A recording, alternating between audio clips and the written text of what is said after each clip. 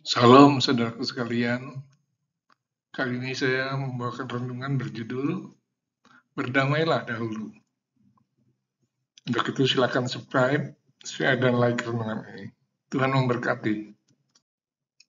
Sebab itu, jika engkau mempersembahkan persembahanmu di atas mezbah, dan kau teringat akan sesuatu yang ada dalam hati saudaramu terhadap engkau, tinggalkanlah persembahanmu di depan mezbah itu, dan pergilah berdamai dahulu dengan saudaramu, lalu kembali untuk mempersembahkan persembahanmu itu.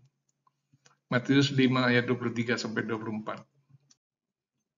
Seorang kakak berebut mainan dengan adiknya, saling bertahan tanpa ada yang mau mengalah. Akhirnya keduanya menangis. Tapi setelah sang kakak berhasil merebut mainan itu, ternyata dia hanya bermain sebentar, terus melupakan mainan itu. Itulah dunia saat masih kanak-kanak. Sebetulnya mereka saling menyayangi satu sama lain. Lihatlah, ketika sedang berdamai, mereka asik bermain bersama-sama, tetapi rasa egoislah yang membuat mereka menjadi seperti itu. Saat memasuki sekolah, dia sering mencari pelampiasan ke orang lain untuk bertengkar. Bahkan tidak jarang akhirnya jadi permusuhan. Minta maaf kepada musuh, tapi pikir saja tidak. Musuh tetap harus dilawan. Itulah cara berpikir seorang anak. Tidak ada istilah mengasihi mereka seperti ajaran Tuhan Yesus.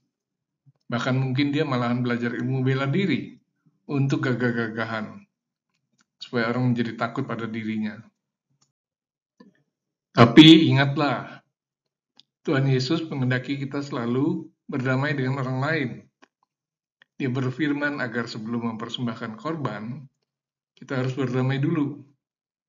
Sesudah itu barulah mempersembahkannya. Hal itu memang benar, tetapi sayangnya hampir tidak kita lakukan. Mengapa? Karena kita tidak memperhatikannya, atau mungkin kita sengaja melupakannya. Tentu Tuhan tidak menghendaki kita melupakannya, tapi justru harus selalu mengingatnya, agar kita tidak merasa ada sesuatu yang menghambat hubungan kita dengan Tuhan. Kita harus berdamai dengan semua. Jangan sampai kita memiliki musuh, bahkan walau cuma seorang saja. Jadi jangan kita selalu bersikap bermusuhan dengan siapapun. Perhatikanlah ayat berikut ini.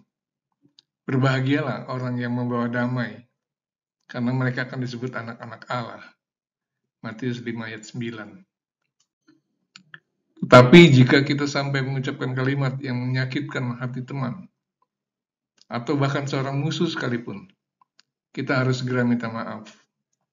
Jangan sampai ucapan kita itu menggores hatinya, karena dia pasti akan dendam kepada kita. Apalagi kalau berkelahi dengannya. Bukankah kita sudah mengingkari ayat tadi? Berarti kita tidak lagi dapat disebut sebagai anak-anak Allah. Tentu hal itu amat menyakitkan hati kita. Kalau kita bukan sebagai anak-anak Allah, berarti kita adalah anak-anak kegelapan. Apakah kita mau disebut seperti itu? Saya pernah mengalami hal itu ketika seseorang berkata saya sesat. Saya terkejut mendengarnya. Ternyata dia belum membaca tulisan saya, cuma membaca judulnya saja. Segera dia memvonis saya. Sebab ketika dia menjelaskan mengapa saya sesat, dia memberi penjelasan. Padahal isi tulisan saya itu sama persis dengan yang dia katakan. Saya menjawab agar dia membaca tulisan saya seluruhnya. Lalu dia terdiam. Tapi sayangnya dia tidak minta maaf pada saya. Mudah-mudahan saja dia minta ampun pada Tuhan. Cuma saya heran, kenapa dia cepat sekali menganggap saya sesat? Apakah saya marah karena kejadian itu? Ya, mula-mula saya marah, tapi setelah itu saya memaafkan dia. Lalu saya teringat betapa dulu saya juga pernah seperti itu.